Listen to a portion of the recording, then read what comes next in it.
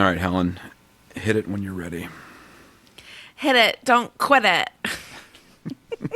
Great way to start it, Helen. I don't know. Am I starting? Okay. Let's get it. Hi, Ned. Hello, Helen.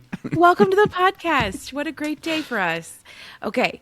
Hi, everyone. Welcome to Sibs Read Smut, the Sibs Read Smut podcast. I'm Helen. I'm Ned. I hear that White Claw opening. We are very excited to continue season 2 today and bring you all that sweet, sweet content, smut content that you are craving. For those just joining us, this is a podcast where we read, rate, review, and tell jokes while discussing our favorite dirty romance novels. Sometimes you give suggestions, but we often disregard them and do what we want anyway. But I think that's what our parents would be like, yeah, that tracks. If you have book suggestions and or questions, please reach out to us on the socials, Sibs Read Smut on Instagram or TikTok, or email us at sibsreadsmut@gmail.com. Today's podcast, we will be discussing Gage by Sawyer Bennett. Oh, wait. Okay. Yeah, so we're discussing Gage by Sawyer Bennett. She is the author. And we have to show her author photo that I found while we were reading. I mean, I make Ned put it up on the screen. We'll get into that.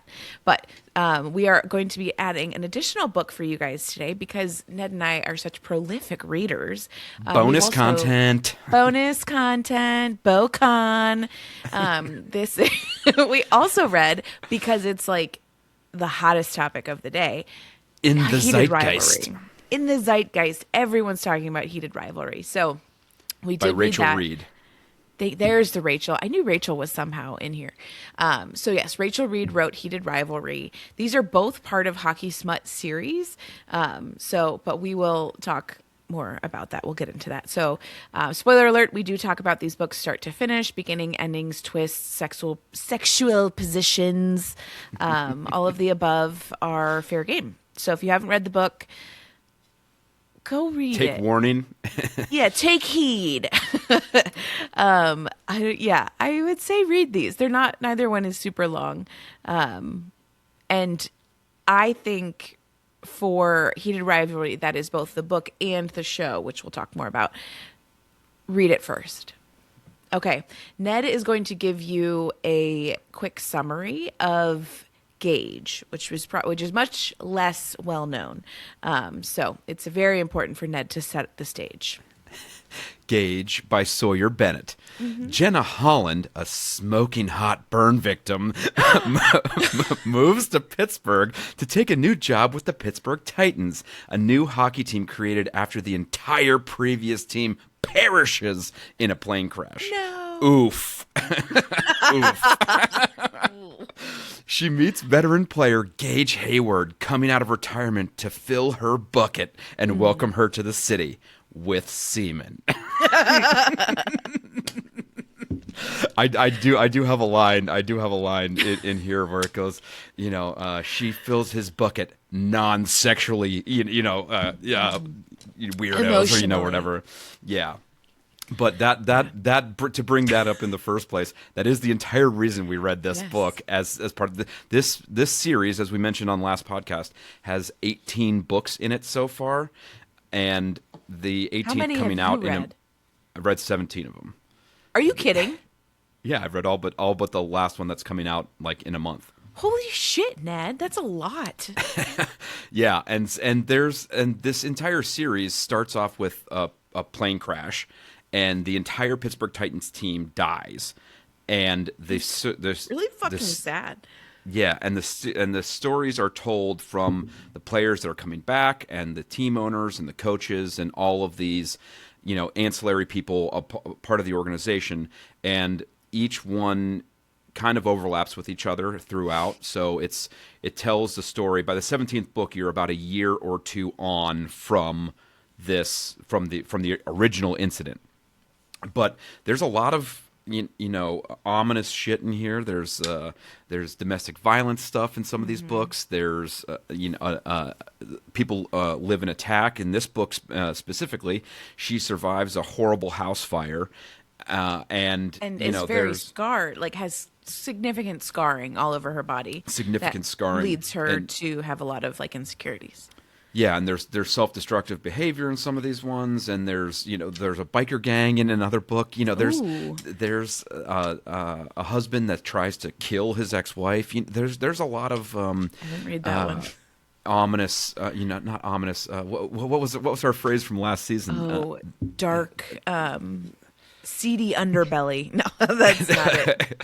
It was undercurrent of menace. There's a lot of Undercurrent of menace. There's a lot in a lot of these books. There's an undercurrent. This one specifically is more slow burn, but I picked it specifically because of the fill your bucket line, which So I was like, oh my god, that we're gonna make a meal out of that on the podcast. Oh boy, yeah. But there's the menace. There's all kinds of stuff in here with Sawyer Bennett, and you got me onto this series, I think, in the first place because it's about Pittsburgh hockey. And I saw it on Goodreads, and I was like, "That's Yeah. Pittsburgh." and I was like, That's it. and they were That's the they were only all reason. they were all available, and on the library they were Mm-hmm. available right away, so I could literally just go right down the list. Oh, jeez. And it's so funny because I feel like neither one of us lives in Pittsburgh anymore, but we both love the city of Pittsburgh and anything to do Yeah. with them. Specifically Steelers and Penguins, I would say, when they're winning. But it's so funny because in the beginning of this book, so Ben, my husband, is watching the show The Pit, which is like a medical show, but it's based in Pittsburgh. Noah And- Wiley. Noah Wiley. And I don't like medical shows just in general, so I don't watch it with him. And he's like, Helen, you would love this show. It's Pittsburgh porn. And so I guess there's just like a bunch of, they're always showing the bridges and the different, Yeah. cool streets and stuff. And so I saw this and I was like, this looks like Pittsburgh porn, but in a book. So I would like it a lot more. And I do like in the beginning, she says basically like, if you're from Pittsburgh, just know I moved to the stadium across the To the river. north side, yeah. Yeah, like I put the Mario's, which is, I think there's several locations, but she's like, I moved it closer to where I needed it. So she says right up front, like, I made a bunch of changes to Pittsburgh to suit my fancy. Which I appreciated because then it's not like you're not sitting there like, well, that's not where Yeah. that's not where it is. So, but it was great. And how many like only Marshall, right? The football team died in a plane crash. Has there ever been another plane crash of like a sports team? Not like a full team, like We Are Marshall was like their entire team died in Yeah. a plane. I don't know if that's ever Which is- happened again. That's like what this book is essentially, is like the entire Yeah. Pittsburgh hockey team. So I think there's 3 people that survived because they were like injured or not on the Yeah. flight, and they are each one of them. Do they each have a book in the series? Yes. Each of those 3 have a book at some point in the series, and this Gage is the 3rd book in the series. So it's not this one doesn't even kick it off. The goalie coach was the first book, Baden, I believe, and he was. Are you looking? I'm gonna double check. Yeah, he was a goalie who was assaulted while Yes. protecting a woman in a parking lot, and was brutally assaulted, and his career-ending injuries because of this assault. Yes. And he ends up meeting the woman again in He Pittsburgh after he protected. takes a coaching job. And Coking. it's a coking job. What? I hate cocaine, but I love the smell of it. What is that from? I've been saying it for years. I don't know. Oh. It's just good quality fun, Helen. But Gage is retired the previous year, but he's still keeping it tight. And he comes back because they need to repopulate the entire team Yes. because everyone but these 3 guys died. And and the Pittsburgh, just cycling back to the Pittsburgh talk real quick, she did set it all up in the first place so that we all know, that things are a little off. But do you remember like Striking Distance and all these other movies that are filmed in Oh, yeah. Pittsburgh where they're like, take Bigelow, like you gotta get on Bigelow Boulevard. Take Bigelow. Everywhere you need to go, you can get there take from Bigelow, Bigelow yeah. Boulevard. It's like, take Bigelow, and So it's like so gigolo, insane. but Yeah. gigolo. Yeah, it's like a fat and gigolo.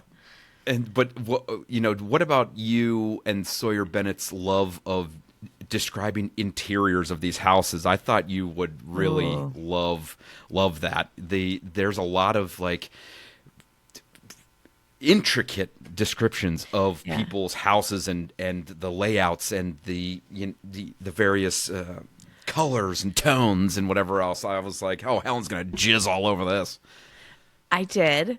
Things got a little sticky. Just kidding. That's so gross. Uh, but what I like about it is like hockey players make a lot of money, so I'm like fully expecting them to have cool things, like have a nice house. And so as she's moving in, and does he show up to help her move in? Yeah, because she moves. Jenna leaves Arizona, where she was in the house fire. She had previously either a boyfriend or a partner. I don't know if he was fiance. And he had a kid. So From she a was previous essentially like a relationship. step girlfriend to this kid and the dad, and engaged to the dad. Anyway, the fire happens, and then he like leaves her because of her burns. He doesn't want his daughter to be around her, and she gets really traumatized by this. So When she saves the daughter's life in this she house fire. part of the reason she has such bad burns is that she goes upstairs to get the daughter and like throws the daughter out the window, and then she essentially gets like firebombed inside the house. So the daughter's saved, and then the guy, her boyfriend, is like, "Oh, I can't look at you," and like leaves her. So she's obviously shatters her. her mental like acute. So not acuity, she has like she's a sister, I think, and a couple people in Arizona that she's really close with, and they bring her back to civilization. They bring her back into society, and she decides to take this job. I forget how she gets the job, but she goes. So she's moving to Pittsburgh, where she doesn't know a soul, and so Gage is helping other people from the team move her into her apartment, and he sees her and he looks at her scars and then her tits. And she like sees that, and she's like, "Oh my God, he's looking at my scars. That's ridiculous. He hates me. He thinks I'm disgusting." And she spirals, which basically she does for the rest of the book. She like cannot it's pretty believe, constant. yeah, that anybody would like her again with her burns.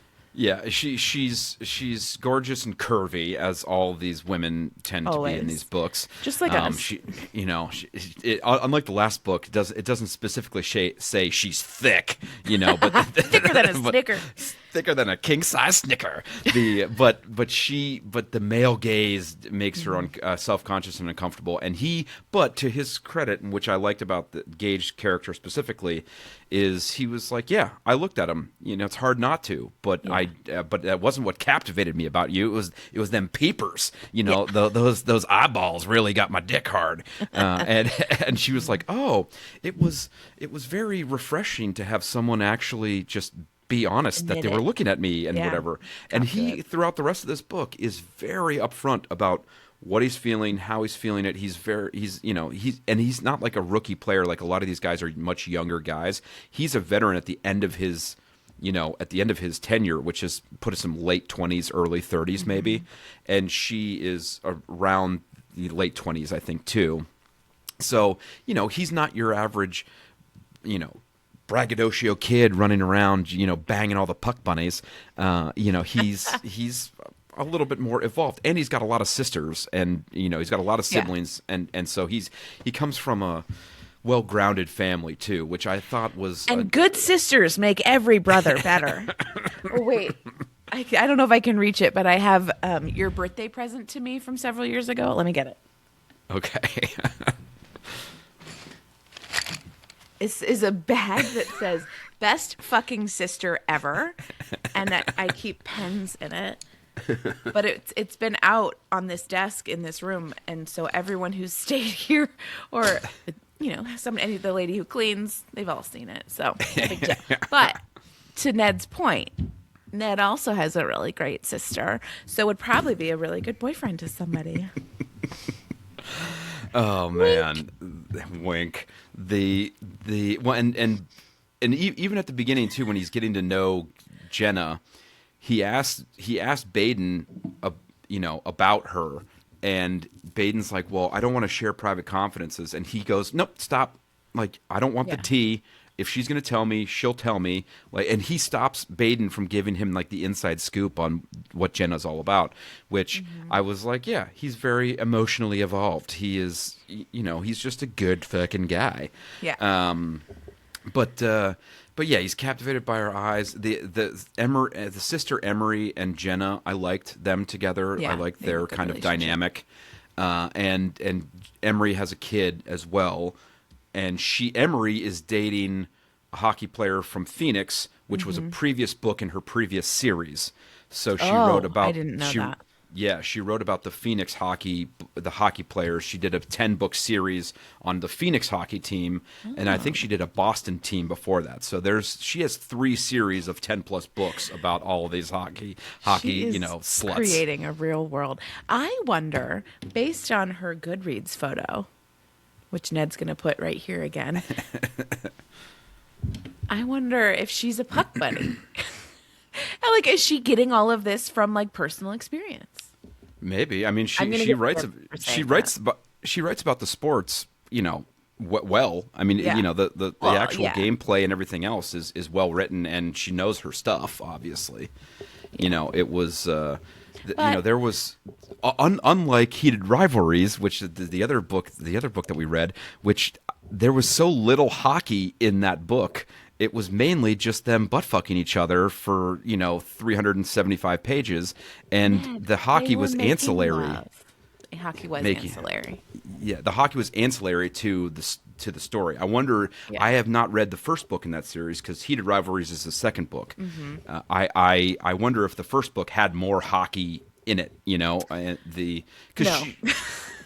No, you read it. Well, I didn't read the first book, but in the show, which is also, I think the show is why the book is really getting a ton of attention right now.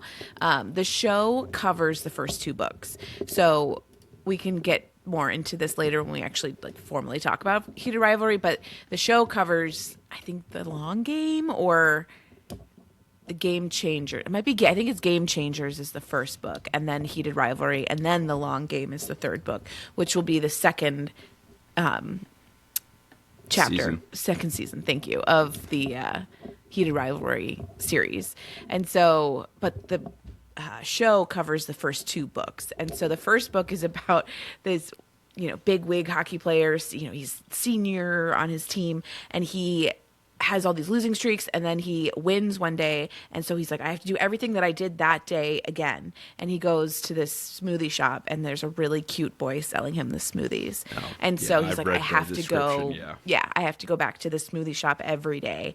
And then he and the the smoothie man, Kip, which is then also how I realized that Kip is the name of the Slitherskin The from Slitherskin Slug House from Slitherskin Slughouse from Full Moon Rising. Full Moon Rising. I still could not think of his name, and then I read Kip, and I was like, Kip, that's it. He's the Slitherskin. So You that's did a text callback me to about that, episode too. 1 of this season of the pod. But anyway, so they cover both of those books in the 6-episode series, which again, the fact that you can cover 2 full books in a 6-episode series, that's fine. But yeah, I don't know. I got us off track now. I feel like I'm talking about hockey smut in general. Hockey smut and the overarching genre. And this one is the whole reason for us picking the book was the Your get his fucking line. get his bucket filled non-sexually. Will And you set the scene for that for listeners? They're on one of their first dates, and they're talking about whatever, and he makes this line. He says this line like, you really fill my bucket or whatever out of nowhere, and she's confused and has no idea what he's talking about. And she finally just asked him, like, what are you talking about? And he's like, oh, one of my nieces or nephews, I bought them a book for Christmas, and it talks about how throughout the day there are people that you meet or whatever else that just make you feel better about yourself, and they fill your bucket. If you're emotionally running low or doing whatever else, certain people will just fill your bucket and make sure that you're running, not running on empty or whatever else. And it was endearing, but also like fucking weird, and so that really stuck out to me. And when I read it, I kept texting you. I'm like, fill the bucket, we got to talk about this. It's sexually, there's a lot of jokes we can make. And reading it again, I'm like, there were other books in this series that had a lot more smuttiness to it. This ended up being much more slow burn than I remembered it being. And I mean, we don't even get to our first like serious kissy face until like 59 or 60% in, which was, he stops it because he also wants her to know that she's important to him. Yeah. And I'm like, okay. And then after that, she's traveling with the team because she's the PR person for the team. Yeah. So she's in the hotel, the team hotel one time, and they, making eyes at the bar, and they go upstairs together, and 65% in, I called it hotel smoocheroo and didgeridoo. He fingers her in the hotel bedroom and then leaves. She wants to get right on top, hop on pop. And he's like, no, slows it down again. And he finally asks some of his friends, or his sister, I think, comes to town, and he asks her, and she's like, why are you slowing this down? And you're probably giving her a complex that you don't want to be with her. And he's like, oh, I didn't think about it that way. I was trying to be respectful of her because he doesn't want to take things too far too fast. So he's doing dishes at one point. I wrote in my notes, I was like, I think I even texted this to you: gray sweatpants, forearms, and doing dishes. Lady porn at its finest. It is. It 100% is. Yep. And their first kiss, was the river walk. They did a river walk after a date, and he's like, I'll take this at your pace, but you need to kiss me when you're ready. And she gives him a smooch. Kisses him immediately. Yeah. And I was like, okay, that's a little smooth. Yeah. And then literally after he has that conversation right after the hotel fingering and with his sister about why, am I taking it too slow? 71% post dinner party full belly fuck is what I called that one. Oh my God.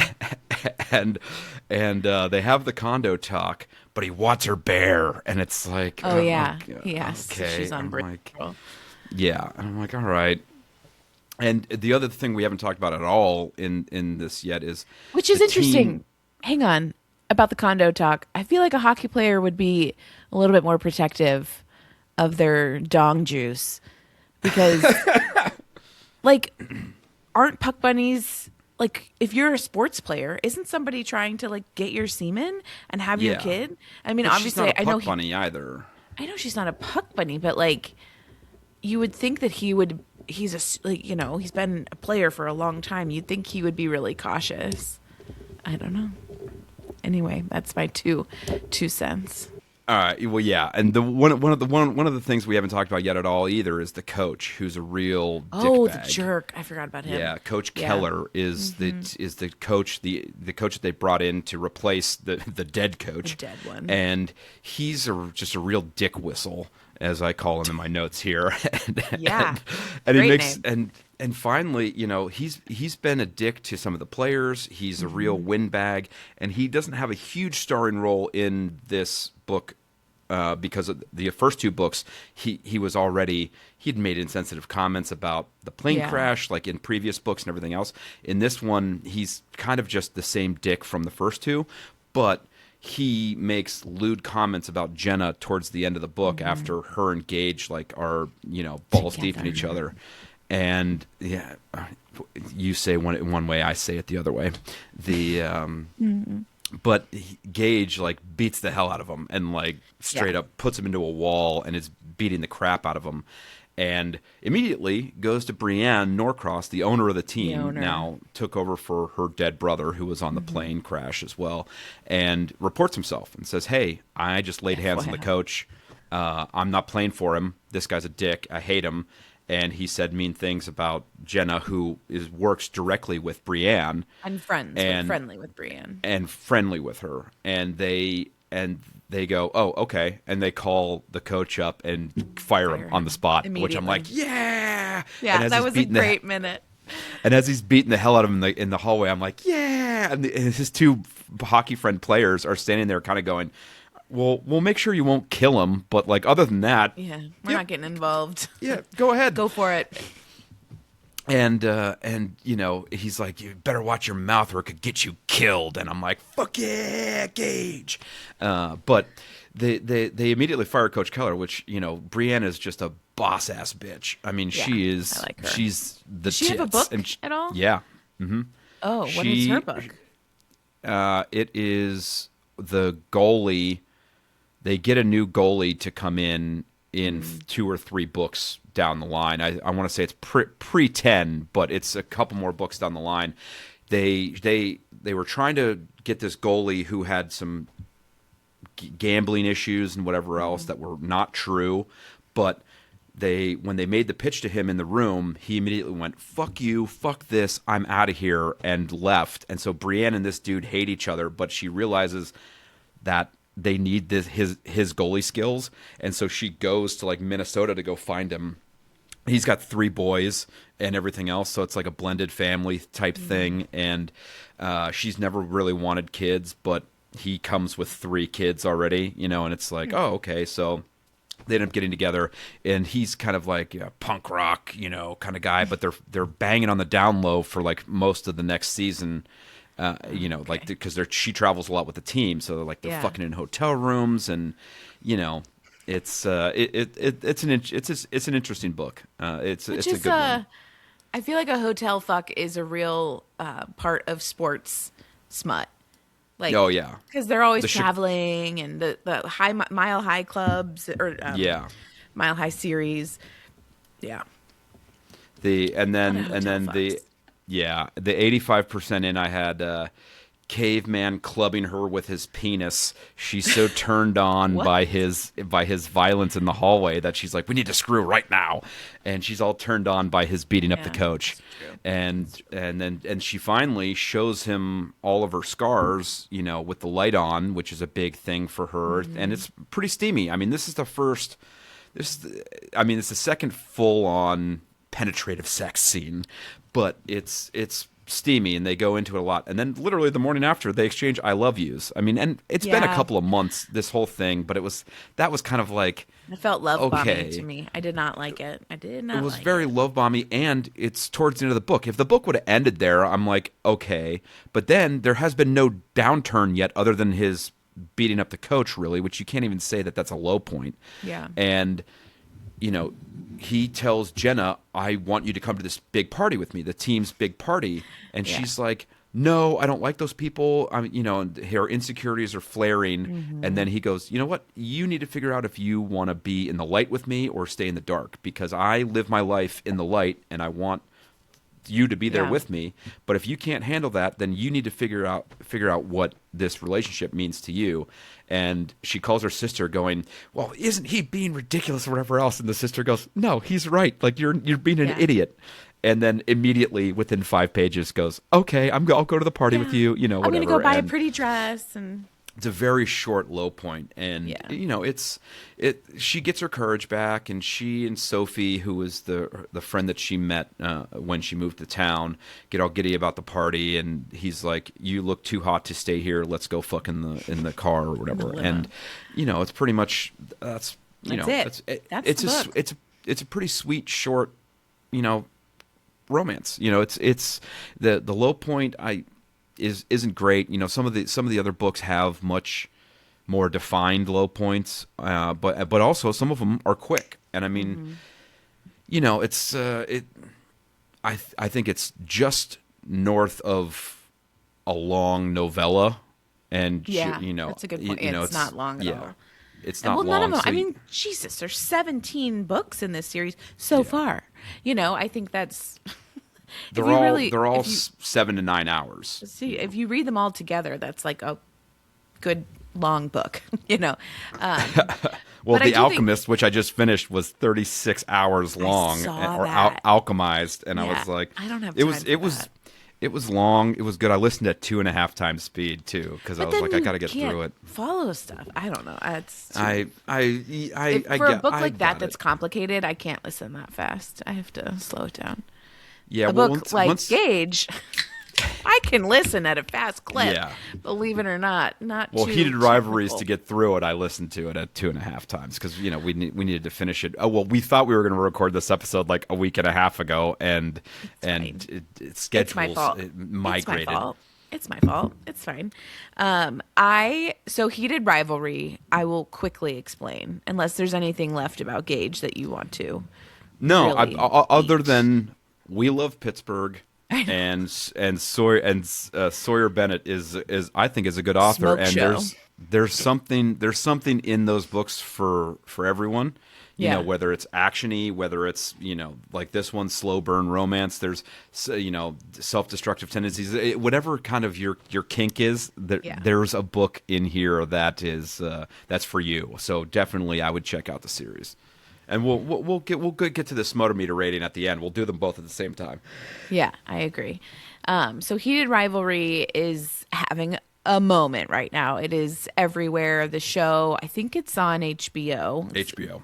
Yeah, has found a lot of new fans. So it's a what do they MM? What do they call that in romance? Like a MM.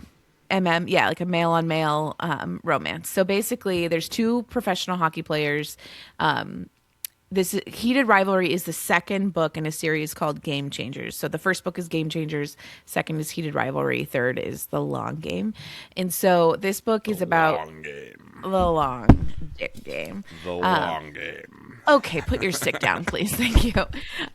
So there's two big hockey players in Heated Rivalry. Shane is like your pretty boy, clean as a whistle, just never causes problems. Down there. Down there. Yeah, Clean as a whistle. Down there. Shaved everything. And so he plays for a Canadian team where he's from. And then the other guy, the other main character is Ilya. And so Ilya Rozanov. Rozanov. And so he's from Russia. He plays for a team in Boston. And these guys meet when they're both these like youth all-stars. They're like 17 World Junior Championships. There you go. Thank you.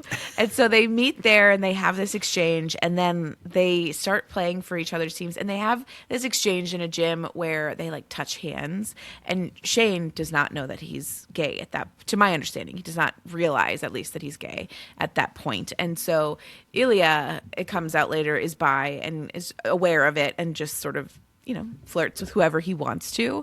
I think in the public eye, he's very much a ladies' man. Everybody sees him out and about with a lot of women.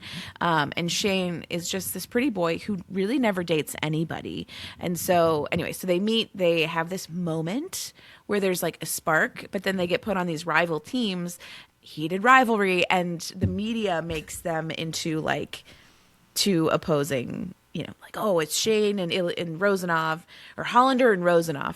Well, they're two of the best players in the league, and They're they the pit them best. against each other at every Yes. turn. And Rozanov is whether like it's- mouthy and, he's loud and cocky, literally. Well, I mean, I think it's literally based on Sidney Crosby and Ovechkin from Washington. Really? Well, I mean, I it's didn't know that. I don't know that for sure, but if you look at it, pretty boy who can't grow a beard and Russian guy who's a loudmouth kind of jerk, and that's literally the two of them to a T. So while I don't have proof from Rachel that she wrote it that way, I was picturing Sidney Crosby and Ovechkin for the entire book. So I watched an episode of the show and then read the book and then watched the last 5 episodes. So I was just I had like already had the actors in my brain of these characters. So as I actually read the book, I just had them in there. But see, this is why you need both. You need both. I would have never actually connected this The to heteronormative, opinion over here. Well, I don't follow hockey. Well, I know Crosby because he's a Penguin in Yeah. Pittsburgh. But yeah. This book starts off with a bang, literally, I mean, 2% in post game hate bang. I mean, Oh, within the first 10 pages, but they're just blasting each other. Well, that's like a but flash forward, right? I mean, no, I mean, no, because the book. Well, I guess it's told in like parallel timelines. So like the book yeah, starts off in soon to be now time, like current time, and yeah, then it goes back to them meeting for the first in like time 2008. in Yeah, the World Juniors, and then it slowly goes through the years to there until we're caught up to this current condo timeline. fuck pad. Yeah, so that catches up to the current timeline where they're. So I mean, I did think there were actually a lot of similarities between Gage, which we read because it was Pittsburgh Hockey Smut in this book, but I think there was two people who felt like they couldn't be together. This is a much more like not realistic, but like they're both these big hockey players, and they have outwardly facing heteronormative. They are straight according to the media. So for them to come out as gay, where there are no other gay hockey players in the league at this time, that they are meeting Yeah, each other and starting to date or fuck, really, because I think they fuck for a long time, and then they I mean start to catch almost a feelings. decade. Yeah, they don't catch feelings right away. And that was a funny part of the show in the book where they're like at the end where they're talking to Shane's parents when he like finally comes out and says like I'm gay and I'm dating Ilya Rozanov, My and the biggest dad's enemy. yeah. The parents are very like they're his mom is his manager, and so they're like very invested in his hockey career. Really? So it's In the show? I think so. Because I don't know if she's his manager, they're but not. maybe She she's just not loves his manager. hockey. I She would just say they're loves very hockey in the involved book. in his Yeah. life, and so, but they're telling the parents, and the dad's like, "Oh, was it love at first sight?" And like Ilya Rozanov like spits his coffee out, like, "No, like, are you kidding?" And Shane was like, we don't need to explain that we just like fucked for 5 years and then caught feelings later." He was like, "We can just keep that part to ourselves." But anyway, so they have a very their relationship develops, but in secret, and they don't tell anybody. And they Would each you have their call kind this of an enemies to lovers, or what would you what would you give this as a trope? because are they enemies if they're fucking behind the scenes? I feel like they aren't enemies necessarily, but I the mean, they don't media particularly paints like each them. other at the beginning. No, but they fuck. I mean, they like. You don't need to I think like they're somebody to fuck them. curious. I know, but I didn't know what to call this. I mean, I was like not really. They're rivals, but they're already banging. So I didn't know what kind of classification to put this in. Like secret love or hidden love, trope for sure, where they they're rivals keeping it to all. lovers. Yeah. But even then, they still. But even as lovers, they still want to beat each other. They still want. I want to win Yeah. more cups than this guy. I Oh, don't want him to 100%. win MVP. They still.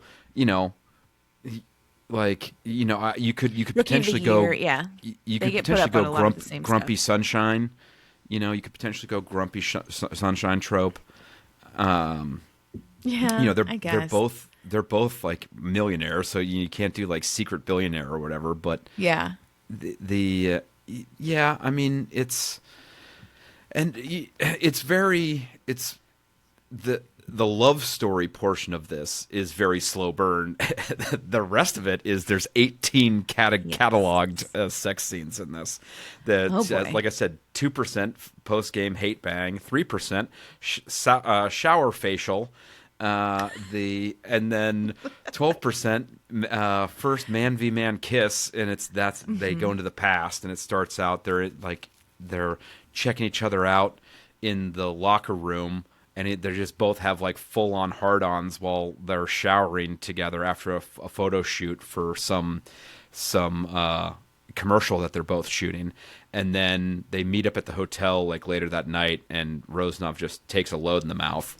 And then and then the 20% in the All-Star Weekend anal tease, and yeah, I mean it's just post-game penis handshake, rooftop kissy face, Bot building, butt fuckery. Yeah. Backstage low 5 turns into hotel hose down. Boston year 4 apartment fuck. Post meal hand job. Pre-game protein smoothie warm up. He sucks them off in the kitchen before they have their smoothies. The Skype slap and tickle, where they have virtual sex for the first time, where Ilya's dad dies and has to go back to Russia. And so he's like, "You want to have phone sex?" And they're like trying to figure out the angles of like where they can put the phone so that they can see each other. And that was, I mean, it was pretty dirty with some decent dirty talk too. Yeah. I mean, not my cup of tea, but it was still pretty spicy. I and then loved when they have it. they have a jerk off race, and then cottage cock topping, steamy, and and then Meet me at the cottage. yeah, and then they cuddle for the first time like ever. Real bed boneyard turns to backyard tongue bath, where the and the intimate. Mid-call cock gobble, where Shane's talking to his friend Hayden on the phone, and Rosen. Awkward. I just keep calling him Rosen at some point because Rosenov kept auto-correcting on my phone, so I'm like, fuck it, just Rosen. And then they finally admit their feelings for each other, and that's like 85% in. Kama Sutra was the next one. In this new lap sitting position, it was okay. The 90% was dockside dong slap, where the dad finally walks in on him, like getting blown on the deck of the cottage. I thought they were just kissing. No, is he blowing him? They're no, they're boning on the dock, and I don't think the dad can see full on, but he can definitely see two dudes like getting it on the dock. and then my favorite line in the entire book was, maybe he didn't notice.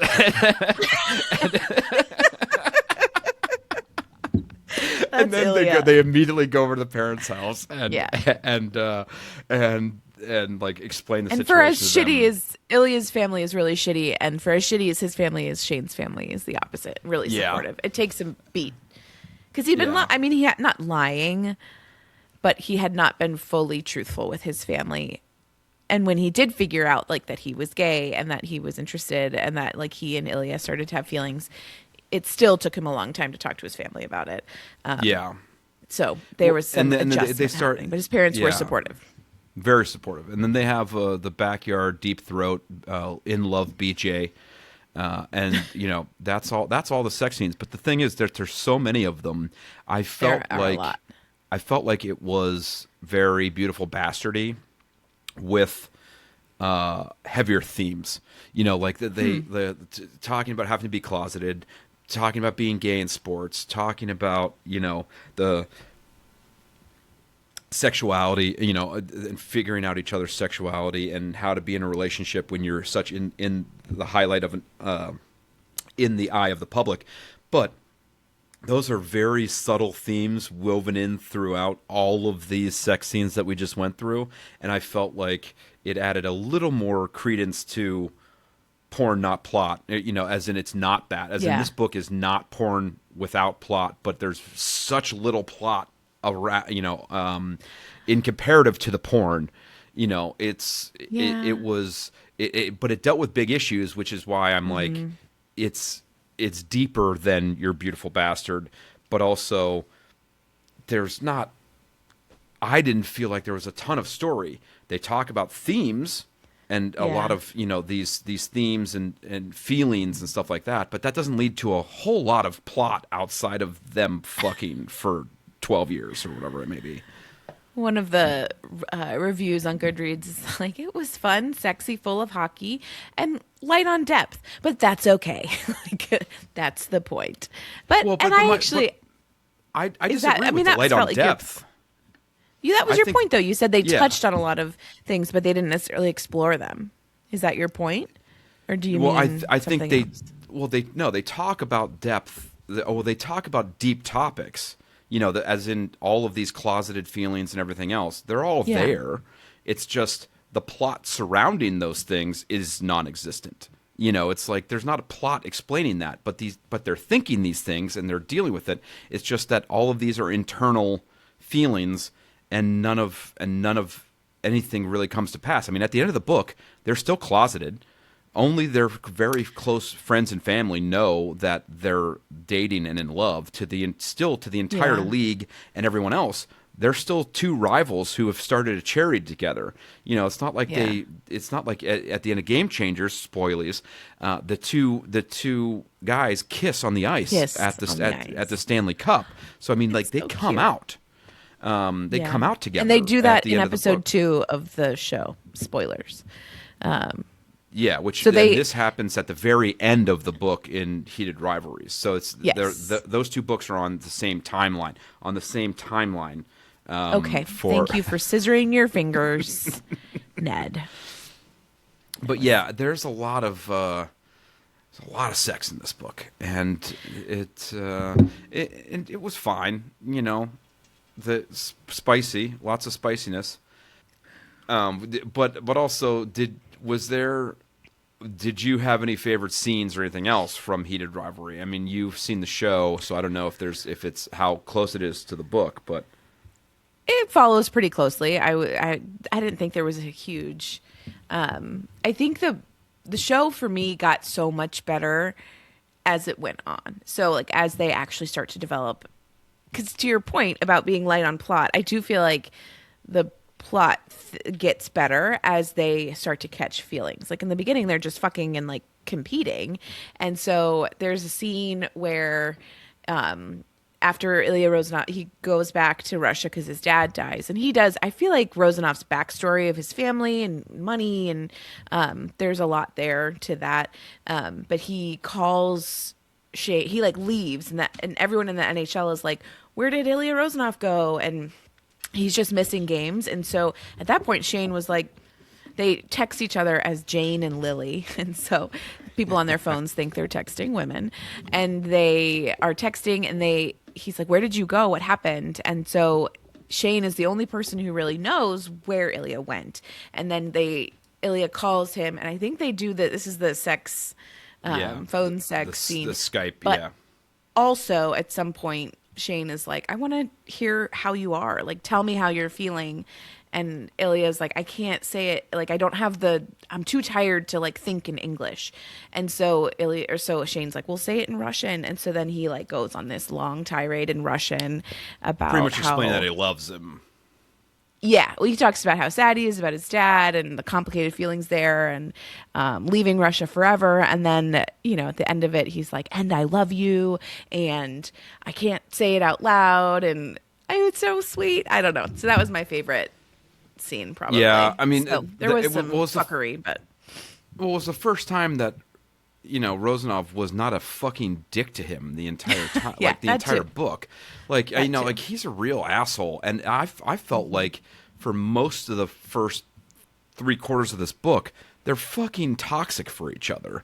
Like they were not nice to each other. They also don't know what they want, and they're just fucking.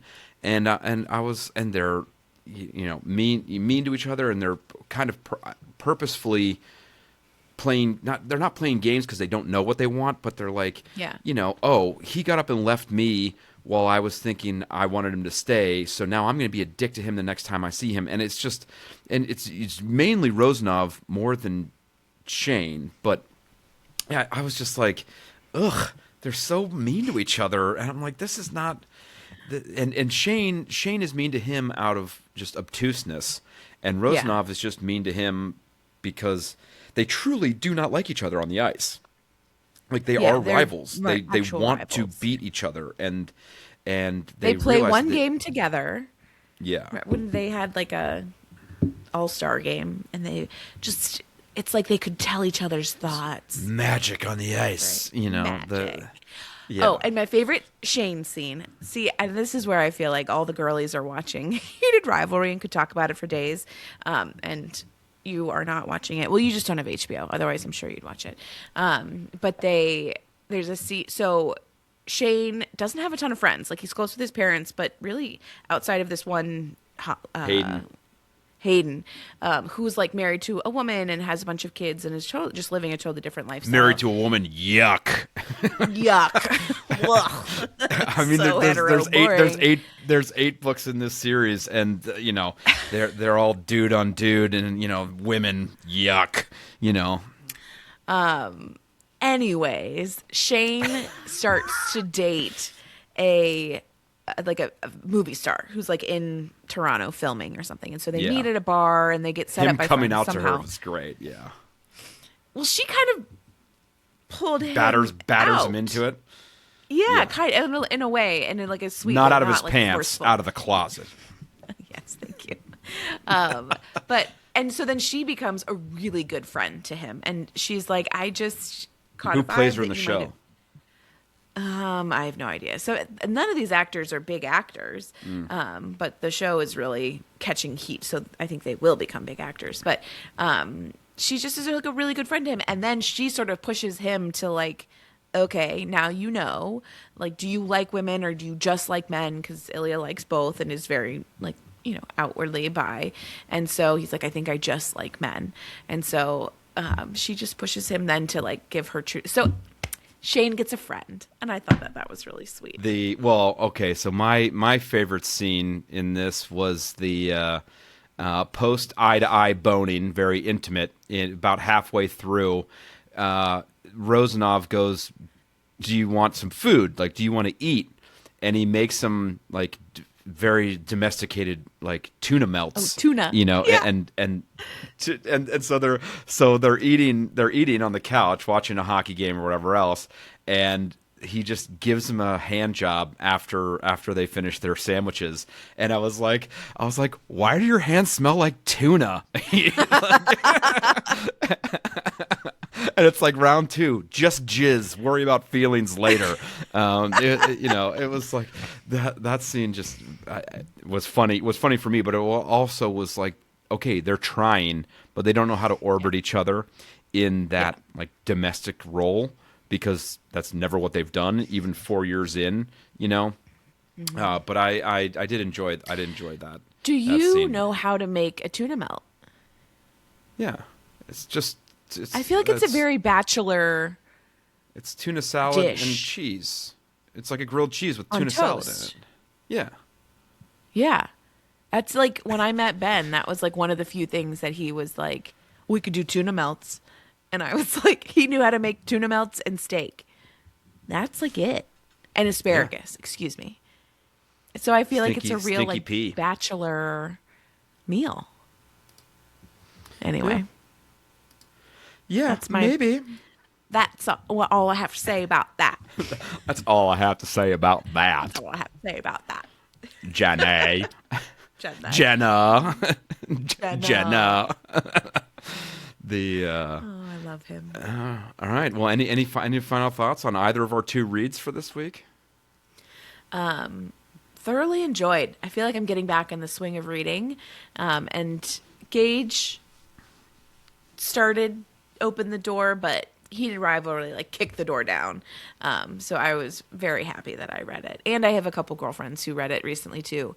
And I love when books are like popular in the zeitgeist, like you said.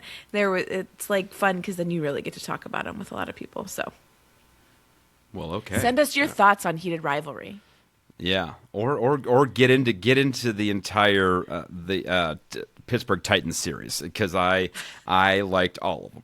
Some more than others. You can DM Ned directly on those. But she's great. Sawyer Bennett's great. Rachel Reed.